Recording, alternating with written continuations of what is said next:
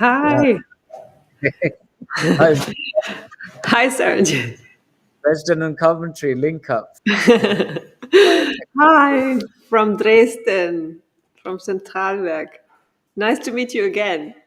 Yeah, I mean, how many years ago? 2019, the last time we met. Yeah, you're looking How is well. it in Coventry? You're at the moment in your Yes, so Herbert Gallery. we are in the Herbert Gallery space here. Um, in 2011, I bombed a piece called Bombed a Moonlight Sonata 1. And it was about the bombing of Coventry. But after that was finished, I really wanted to explore the story from the other point of view, from the German and Dresden point of view. And with Bombed One, we had a lady called Joan Edkins who had witnessed the excuse me, froggy, who had witnessed the Blitz in Coventry and had a wonderful testimony from her, an oral testimony, and I incorporated that within the music score of the performance work, the authentic oral histories. So it took another 9 years before I got over to well, not 9 years, but it was 2016 by the time I got over to Dresden to do some research. And that's when I met yourself, your good self, and Jean Kirsten, an artist called Jean Kirsten, who hosted. And we spent a various place that possibly Bombed 2 could be performed. And you introduced me to Zentralwerk, which were, at that point it was an ex-munitions factory, a bomb-making factory, which was under construction. You guys were redeveloping that as a center for artist residencies, accommodation. But then you took me into a building which was an old theater building where propaganda movies were shown. And as soon as I walked into the space, I thought, it's a coincidence that the theme, the second part of it, should actually, there was a possibility of performing it in an ex-munitions place which showed propaganda movies, and it's just really, really amazing opportunity. And following that research, also we wanted to connect with dancers, and you had some background in dance and film, and so it was the perfect match, really. So after that, when I got back to Birmingham, it was really difficult to try and get funding to go over and produce the piece. The Arts Council had a lot of funds to go and research, but not to actually take a piece over. But when Britt Magden, who was organising the festival, Send Europa, in 2017, 18, she contacted me and asked if we could perform it. And we finally went over in 2019 and performed the piece, which was an absolute, amazing experience. So behind me, you'll see time condensed. On the left is a piece, an action painting, which was the result of doing that dance battle with paint in a box. And that was the ceiling from there. And then on this side is the same thing, but from the dress. And it sat in John Kirsten's studio for 14 months before I managed to get more Arts Council funding to ship the thing over. And this all happened post-Brexit as well, which, had it been a year or so earlier, we could have done this with no problems. And then it was so much protocol to bring it over, and Let's it really. let's go back, Saranjit. Let's go back. Okay. How comes that you are an architect, Mm. and how comes that you started to work with this different art forms like visual arts and dance and martial arts, and Yeah. how came this, and how came the idea for the project from Okay. your surrounding? You live in the UK, we are talking now for a couple of minutes, and we haven't talked about the fact that you are in Great Britain. You're grown up in Great Britain, and we are here in Dresden, and I'm also from another part of Europe, and we meet up, and we share the interest for history, and I want to deal with that in long-term projects, and today Yeah. we're talking about yours, right? Okay. So it began way back when I was about 16, 17. I was really interested in how different art forms combined um, dance through to painting, and then by the time I was 7, I was going into architecture, and I thought, well, how would that relate to dance? And going further back, my father, Punjabi writer and poet, and again used to incorporate lots of things about hearing and seeing in his written work. So I think I've just got that DNA bug from him, and he worked with illustrators for his books. Um, but although he was based in a place called Jalandhar in India, his writings were about international politics, and I've only recently started to translate them with my mother, and we're going through each of those stories, and I'm finding where the roots of my thinking are. So I carried on with that dance notion because I loved dance, but how did it relate to architecture? So when I actually went to architecture school in Bristol, first thing I did was join the dance society, and for 3 years I was exploring how the two might connect, designing for example, a major project, theatre for dance, a contemporary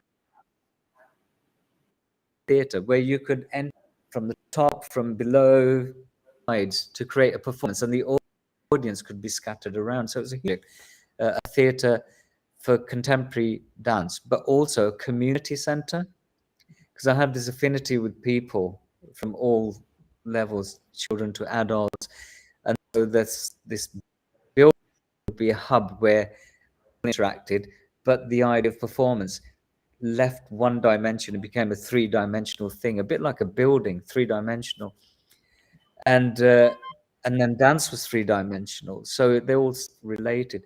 But while I was at university, they asked us to look at a period in time across the board, from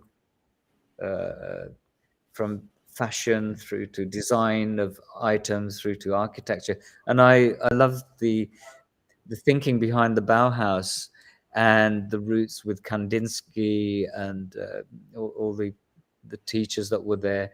I know modernism gets a hard hit sometimes, and postmodernism sort of got a bit more looser about ideas. And This idea that things are connected.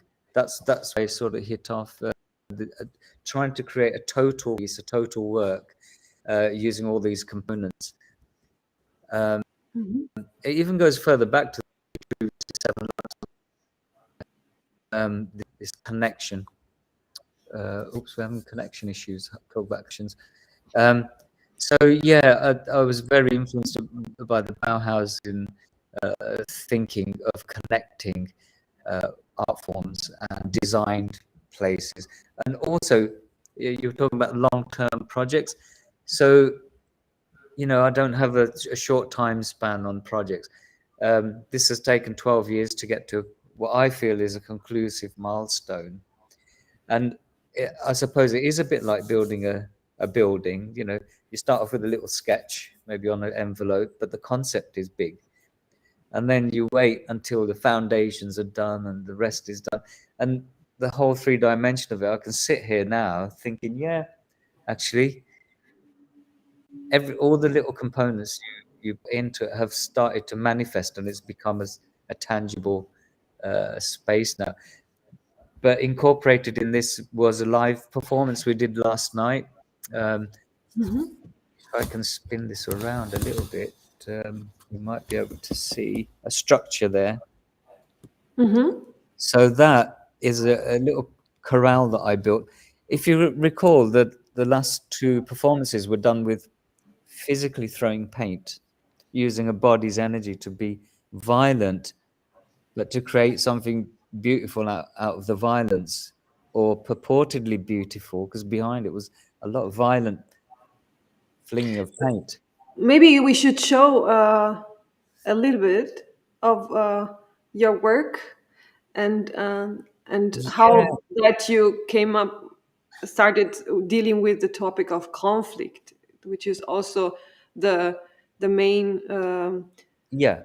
thread of your actual exhibition at this very moment. Yes. So what we could do, play the piece we did, Bomb 2 in Dresden, and you did the filming for us on that, because with what happened basically in Bomb 1, I had 4 characters that entered the stage, and we did dance and a painting performance. But each time I do another presentation, I try and see how I can expand the work. So by the time we got to Dresden, I wanted to work with people from Dresden. So we had 3 amazing dancers that you helped to recruit. And Cindy and Alex and Yoto. Rika Yotsumoto. Yotsumoto. And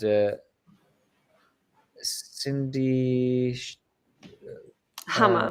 Hammer and Alex. He's got that. Alex Miller. Kellogg's. Yeah, amazing dancer. But I was very particular in who I select as components in a piece of work. As you recall, we had, there was a taekwondo expert, and there was another dancer who did lots of contemporary dance, contact work.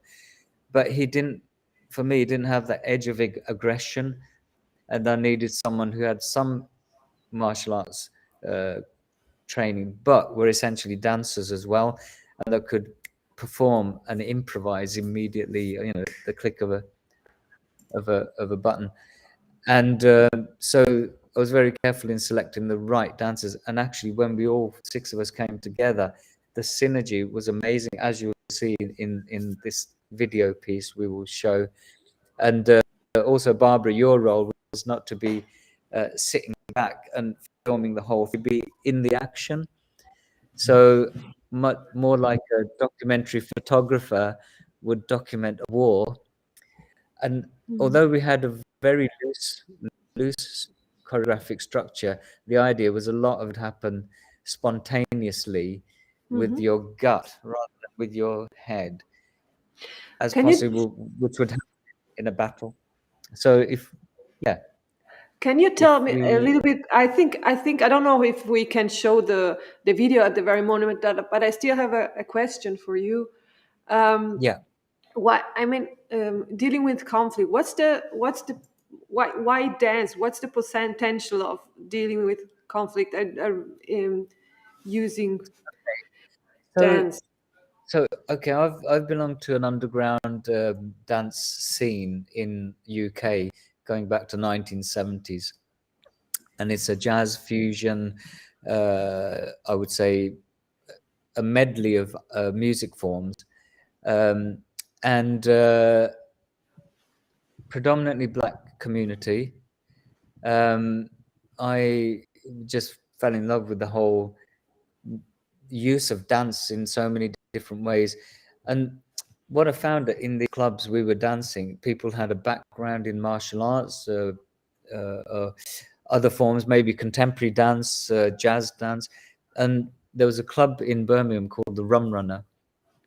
And in 1978, 79, when I arrived there, I just saw these amazing creative people who were putting innovative dance music and moves together in a strange little club setting. So for me, rather than being on stage, the club became our performance space. And in the club, it was like an endurance test, basically. Some of the dance sessions would start, 9 o'clock, finish at 2, or sometimes even go until 7 o'clock in the morning. And it was just one person competing against another person, saying, I got a better move than you, or I can dance longer than you. But it was all training and a fusion of what we call battling, I suppose. But it was done in a sort of false aggression. It was saying, I'm going to, but let's see what your response is. And they would come up with their response. And you were choreographing as you amazing learning space. And I say learning space because a lot of this hand as opposed to go to a dance school, this was done in a club, and it was very separate from the social dance, because being training and show within the context of an evening, but around us would be people who are coming for a drink, socializing, having a little bit of a bop. So there's those little levels going on. And for the dancers, in those times, if you were Asian or black, it was very difficult to get into the mainstream clubs, especially on a Saturday or a Friday. You were barred from them, basically. And so we were young kids, teenagers, with this aggression, just wanting to be normal, but not being let into those spaces. So you'd find your own little dance club, and you'd really, sort of externalize that energy. And some of the training was there so you could be fit enough, strong enough to maybe, if you were attacked, and the National Front were very big at that time. So every time you stepped out your door, you're looking around as if there's a threat around the corner, and you lived with that for years and years and years. So you had to be fit enough to either run like the clappers or stand your ground. So these were training things.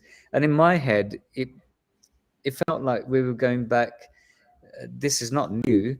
If you go back to Chinese culture or Indian culture, Shaolin culture, where dance forms,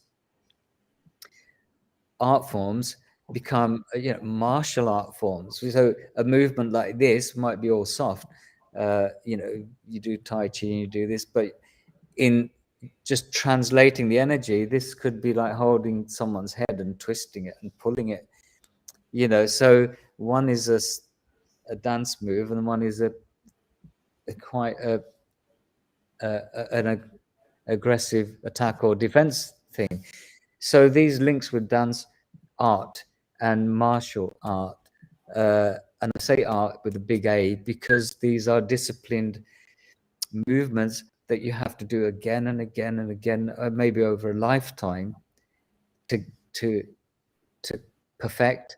And they have a grace about them, but they have also a dangerous capacity. So dance form, for those who are really entrenched in the training, has hidden within it the capacity to be a martial art. So that language spoke to me, and it's become one of the components in the Bombed series, and it just developed from that, really.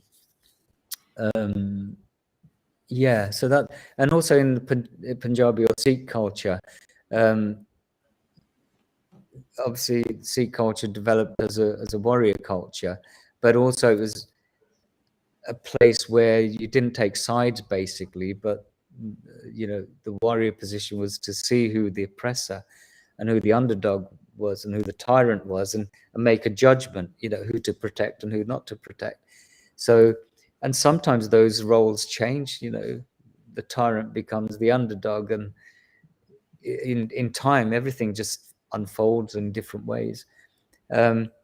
So I wanted to always see different sides of any conflict. The story is wider than we start to have in our own communities, in our own tribes. We're doing it like this. But to open those spaces up, I think this is what the work is actually saying. What is conflict? How do we address it? Because it's the same everywhere. It's the same, exactly the same. It's based on feudalism, tribalism, and I don't know, is it sickness? Do we need it in 2022? Are we still battling over land and things? So these are the questions I would like this work to raise beyond those issues of art forms. There is a scene in the performance you did in Zentralwerk after the dancing, the strong dancing, the intense, and the sweating, and finally the dancer stand there in poses. They seem like still monuments, but they're still pulsing because the breath is there. And can you talk about a little bit what's the scene? The performance sequence in strategy was that two sides would meet and they would dance battle, but they're all dressed in combat gear, and so the threat is real, but the actual performance is dance. Then they would enter into a box, and within the box the battle would continue, but this time with projectiles, and the projectiles are paint, and we had a series of flags that go in there, and the paint gets onto the flags, and then after that battle within the box is over, the characters come out and they've got these flags sodden with the paint in different colors, and they weave around each other as if they're victorious, and they hang the flags up, and then they walk onto plinths. Now, the idea before was that when they came out of the box, they would do a victory dance. Apparently, victory dances were very commonplace in Britain after the war. The streets would line up with tables. They would do a little party out in the street, and they would have a dance. You pay your 2 pence, whatever, and join in with the dance. And again, dance comes into this whole thing of social cohesion. So the idea was that the 4 or 6 of us would come out of this box, do our funny dance, and then would stand up on these plinths as if like, yes, look, I've won, I'm the leader, I've won. Actually, what happens is it's quite sad. What I got the vibe was it's very, very somber and sad, and you come out, get onto the plinths, as you say, after a battle, you're just expended and exhausted, and it's quite melancholy. So it changed from what I initially wanted was this, we've won, here I am on the plinth, the statue. We in the past we always celebrated victory with a sculpture and a statue of Victor, high up on the plinth. We can show a little bit of the piece from 2011, which is showing very intensively what the scene that you presented before.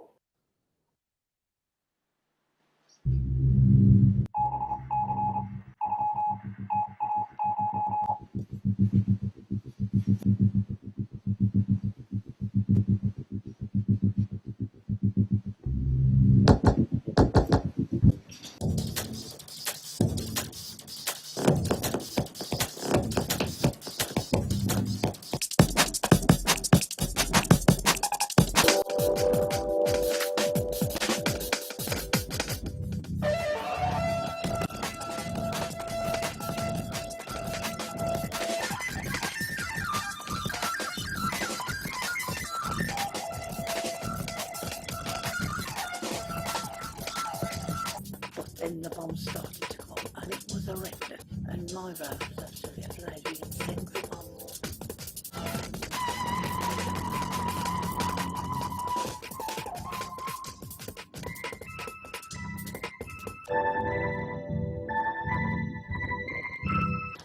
I wouldn't want to go through it again. People killed, people maimed.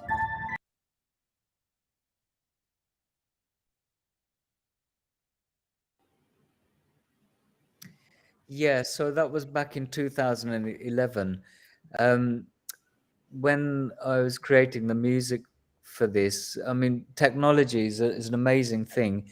I sort of go in various directions with technology, but creating music um, is has made it simpler. Rather than having a 10-piece band, you can actually use um, components already set up and overlay them, and again build a musical composition.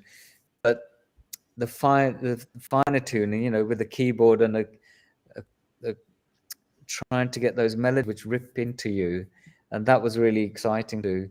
So there's a lot of playing as on top of these structured, composed uh, beats behind the back of the music.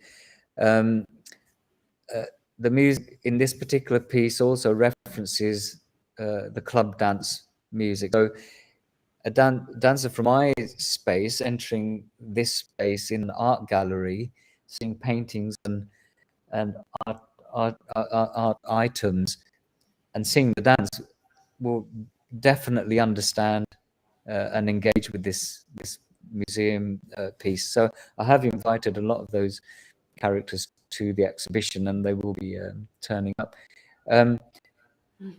Yes, so yeah. Are we able to show a little part of the performance in Dresden now, which is a question to Yeah. the. So Not just yet. before we go into Okay. that, yeah, Well, just before we go into that, the first piece was involved this dialogue, oral history with Joan Edkins, and strategically placing voice against the music to emphasize an emotional high and low. It was really, really the task of that piece. When I got to Dresden, um, and having an audience with Hannah Kirsten, Jean Kirsten's mother, it was just fantastic. So I got a piece, an interview with her, and at one point, Jean was trying to interpret what she was saying in German into English, and I said, well, don't worry about that. I just want to have the gaze, concentrate, and I wanted her to just tell her story in German, and then I could deal with the translation later. And because that communication is completely different than if I tried to set up this dialogue of translating, it would have not put out the same spontaneity and memories. So I think she just was very gracious in what she said about her experience of the war, and so then the 20-minute performance we did here, I expanded that into a 40-minute performance, and incorporated Hannah Kirsten's voice in there as well. So yeah, we can have a look at that now. yeah. We're not quite ready. What I'll say is, I have a question. I mean, the dealing with the war of the Second World War topic. It came in at some point in your life, or before 2011. How why? Where, I mean, okay, of course, you're interested in conflict, but there are very many kind yeah, of conflicts, and you yeah. decided to work on that. Well, in 2009, I wanted to explore again how you could create a piece of art through painting. I wanted to take painting off the canvas. I know Jackson Pollock had a style of paint, dripping paint rhythmically and creating a canvas, but it's essentially a painting. And I always wanted to bring that into a three-dimensional space through movement and dance, and using the total body as an instrument. So what I did, basically, I created a 4.5 meter cube, and I placed CCTV on the corners, and I did probably a 45-minute dance in this huge cube and created a three-dimensional painting. And I really went into it quite aggressively, smashing the walls, and stomping and using sound as a rhythmic thing. And then that piece was entitled Capture. And I was also reflecting on things that were happening with terrorism, with Guantanamo Bay. So it was, that was the context I looked at Capture. Following that, an opportunity came with in Coventry to explore, with a very small grant, to explore some materials on a project as a sort of research. And I got onto that project, and we had a little unit in the shopping centre in the middle of Coventry. But a week into the project, I went to the organisation, said, I've already tested a prototype, which is quite a big construction, and I would like to explore the theme of this residency, which was the bombing of Coventry. I'd like to explore it as a bigger performance. Can we go and look for some spaces? And within about 3 months, I changed this tiny grant for exploration of some materials into a full-blown exhibition that the Herbert Gallery. When I saw this space, I'd looked about 3 or 4 other spaces, but as soon as I walked into the Herbert Gallery, it was just fantastic, and they were gracious enough to host the first bond and then this subsequent presentation. So that's how it came about. It was a specific brief to look at the World War II history of Coventry, but the roots of the piece went back to 2009 as a piece called Capture. But there was also video work we showed at Dresden in the artist QA after performance. It's called Ramble. And basically Ramble was taking 6 or 7 dancers, black dancers, out into a National Trust property.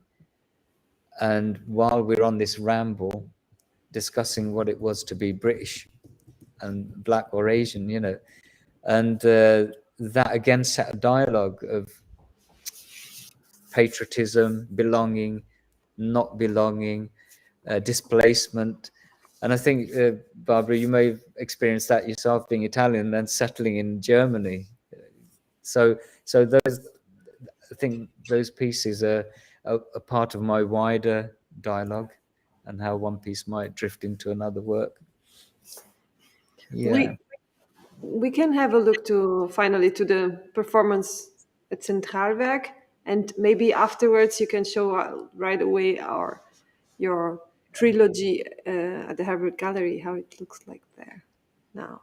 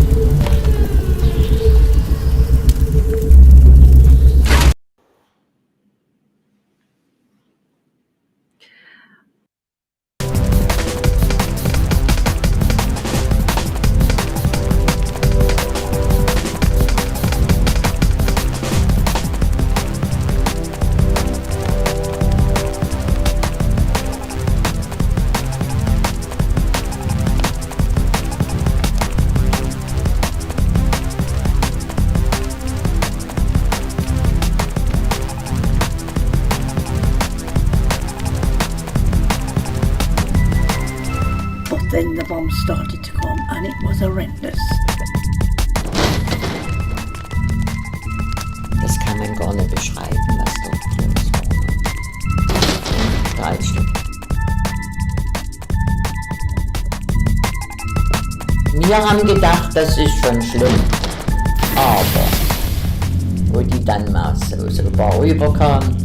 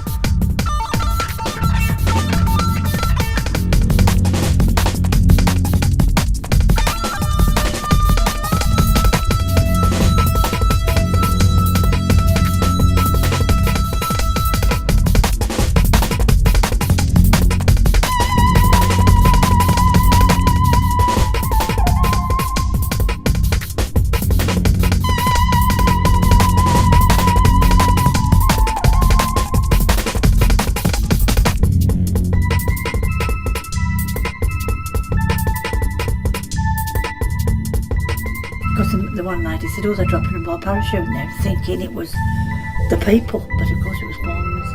They were bad. Yeah. And I never actually seen one. But that's what killed.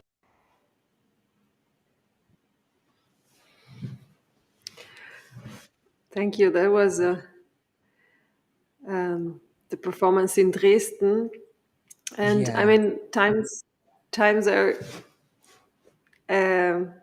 changed. War is in Europe, and when you watch this now, on the one hand you say war was there all the time, but we are differently confronted at the moment with images of war, and I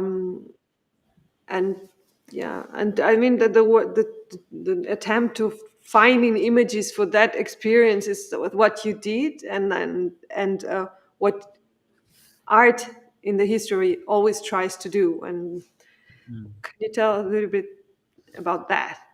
Yeah, I mean, from paintings by Goya or any historical paintings where, before film was available, all these war paintings and describing atrocities were done through paint.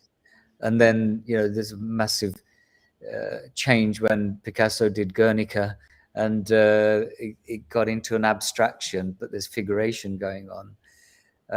So you've got these interactions. Picasso's work are quite admired in the sense that he'd done stuff for stage performance.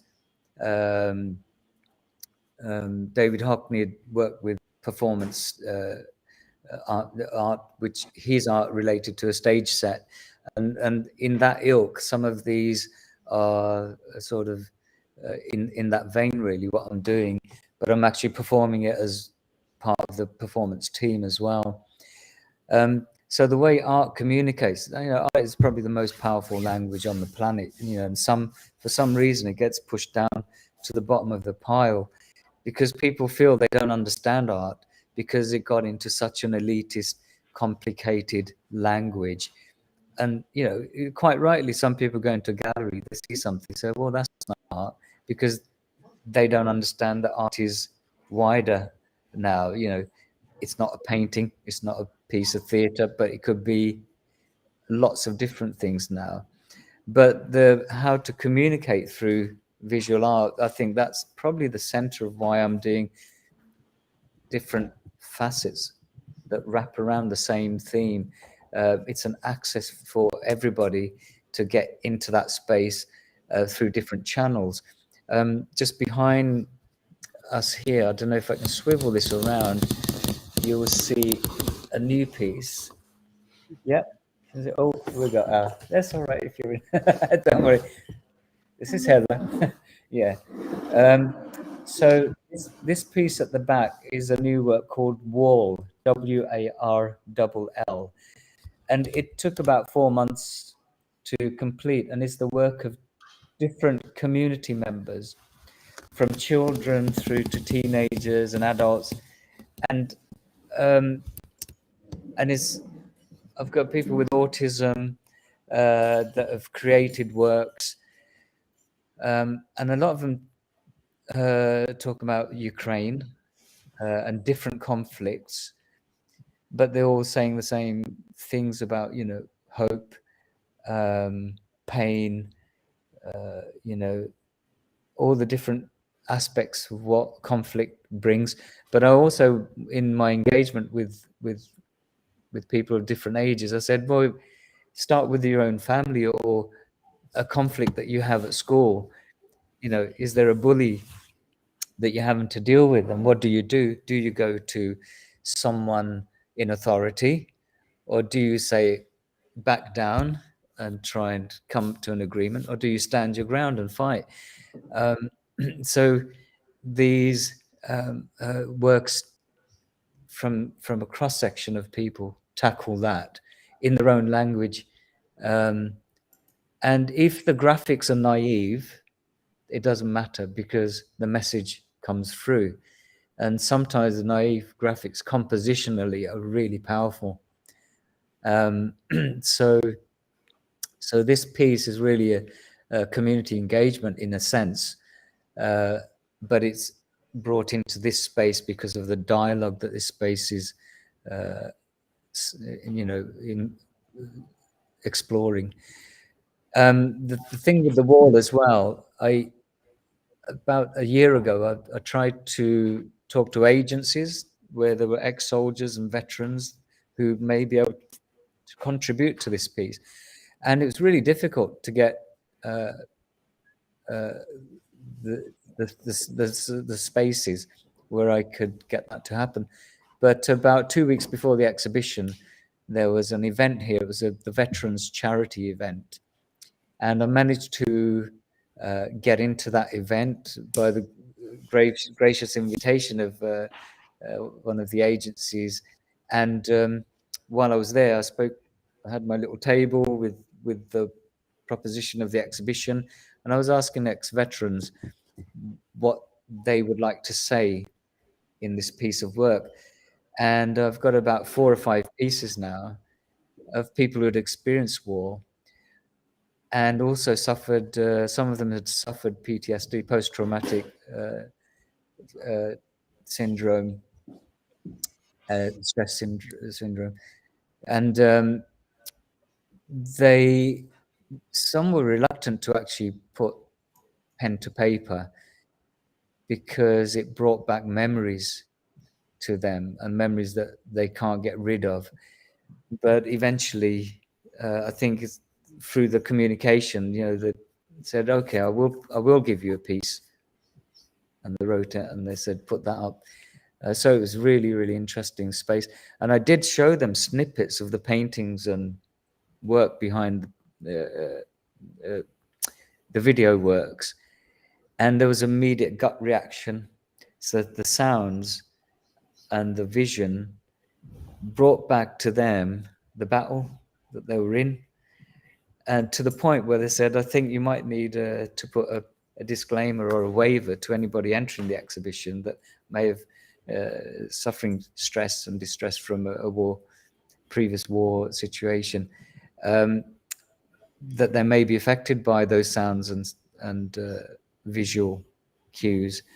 So in fact, it was quite good in one sense as feedback that this, although we have graphics and music and sound, that viscerally, it's hitting them. It's actually registering a memory, which is very real. So it's sort of authenticated the piece in one sense, and what I'm trying to do through the medium of music and visual art and performance action, and so all these different elements are speaking. So there's an access to the piece in those different spaces and different levels. We could go now to well, we are about to go to an end to our event, and I would like to see the 2 minutes of the performance in Dresden, of the scene that we were talking about. Yeah, at the end, yes, we'll try and load that.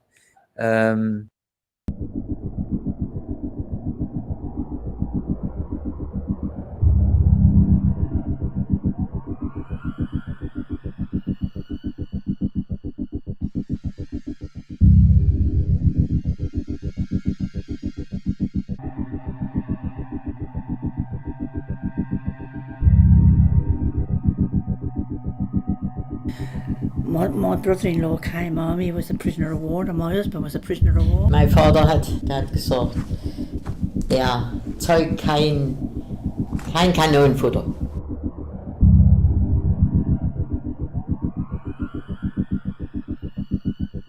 People killed and people maimed.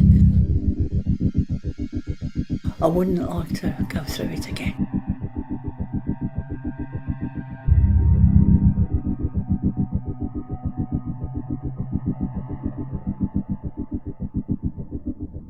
Was ich mies fand, dass dann die Kasernen, die blieben alle stehen, ne? War alles stehen geblieben. Bloß eben die Innenstadt.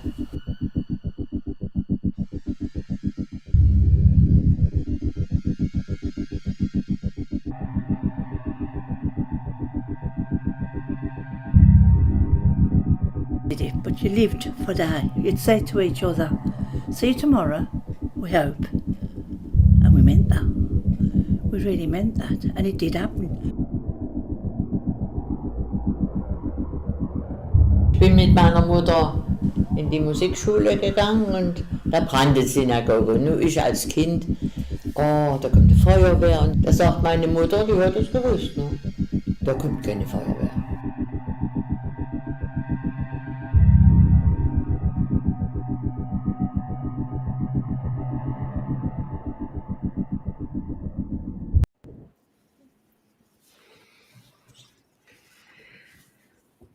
Yeah.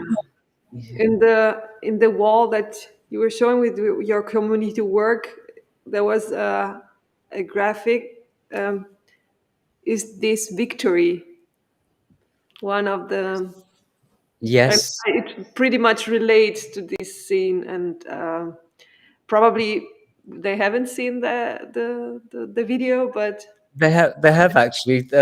That's that's done by one of the participants in do a Zoom class called Painting to Music, and I said there's a collage going on, and we're going to listen to some music, and let's see what the responses was. And Jo, she actually produced that, and it's really compelling. It was from a photograph as well of this soldier, but I think the drawing is so penetrating. It was much more, gutsy than the actual photo that sourced, but it's an amazing, and you're right, it relates to that last. And just to say on that last dialogue from Hannah, she's talking about the synagogue burning and no one coming to help. As you recall, 3 days before our performance, the incident in Halle, where someone tried to break into a synagogue but couldn't get in, and he shot 2 or 3 immigrants, and then videoed himself shooting them, and it was horrendous, really. But it just brought home that the thing that we were portraying in the performance has not gone away, because 3 days before we just experienced as you know, just literally down the road from Dresden. So again, this dialogue is continuing. It was quite chilling, really, when that happened. If you recall, yeah. As a journalist said, I mean, the discrimination or racism or will to be aggressive and to do war is always there. It's just a matter how most of the people behave, how they are able to confront this aggression, the spirit of aggression. And just on before we wind up, I was going to mention that when I came back from Dresden in 2019, I tried to complete both parts and present them in this gallery as two parts.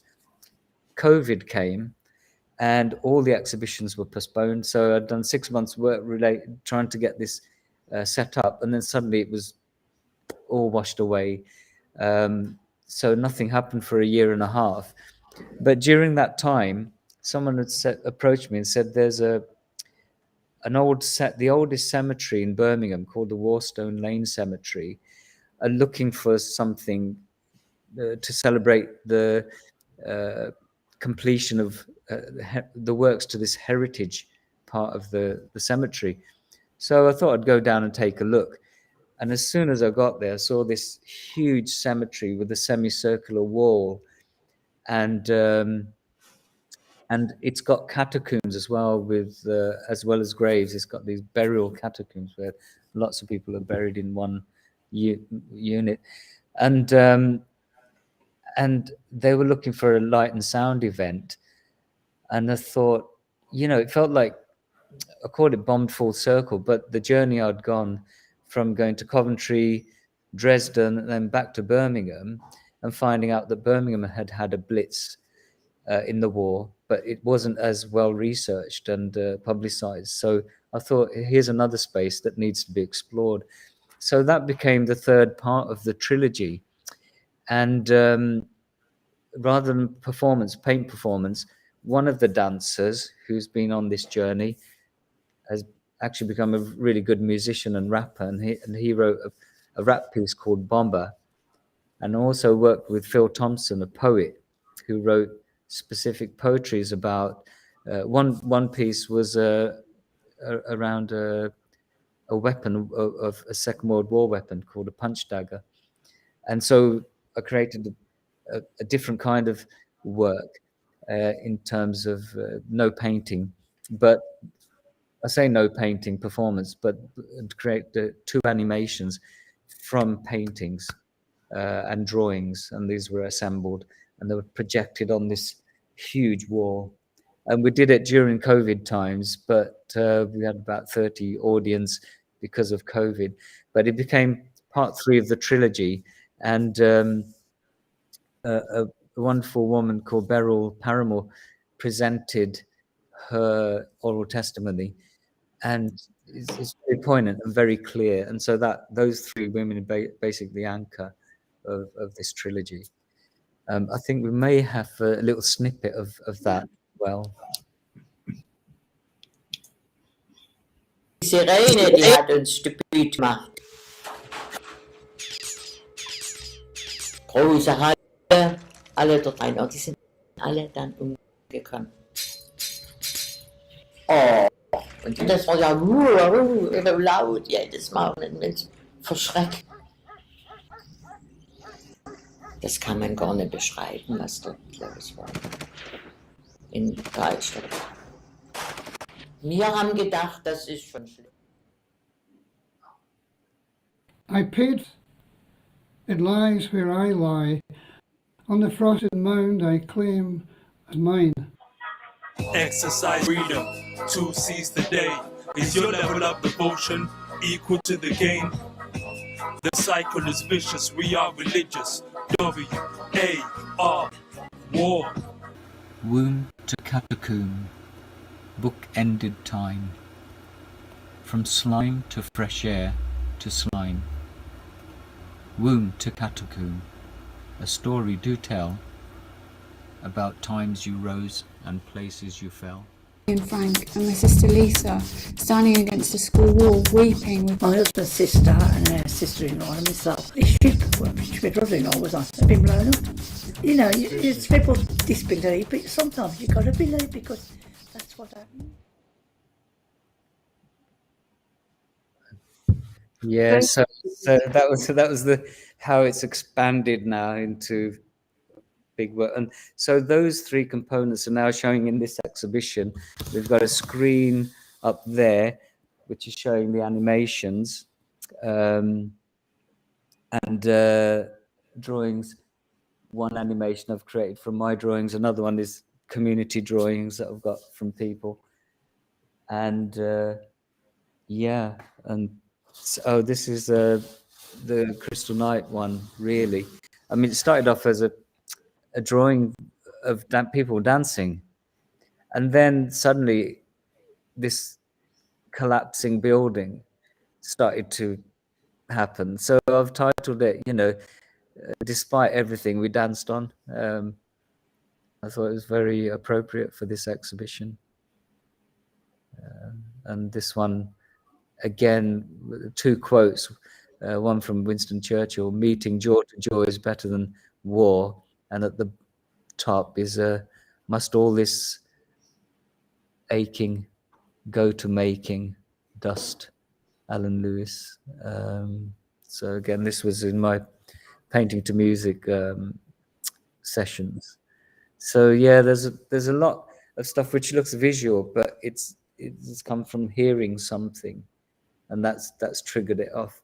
And I just love how prompts can make you creative, and that's as artists what we do. We're constantly searching, or sometimes you stop searching and the prompt hits you, and you have to just do it in the best way possible. And I like the idea of spontaneity. Hence, the drawing or the sketch for me is much more powerful than if I sit down and spend 2 months on a watercolor or oil painting. You know, that punch you get from a drawing. It says so much with so little time, and the spontaneity is a really important piece of the process.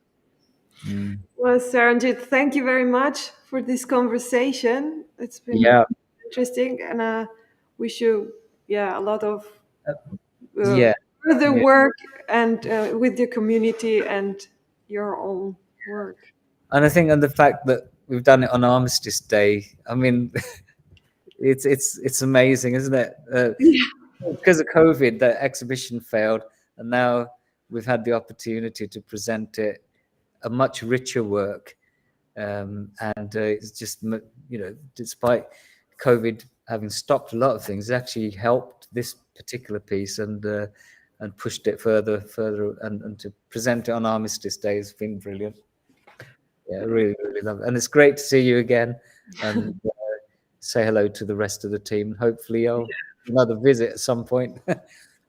And I will tell the others.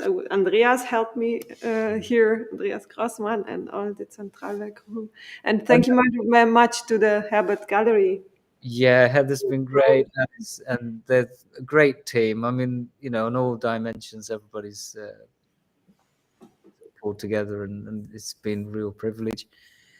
Yeah, and they're excellent hosts. So until see you next time.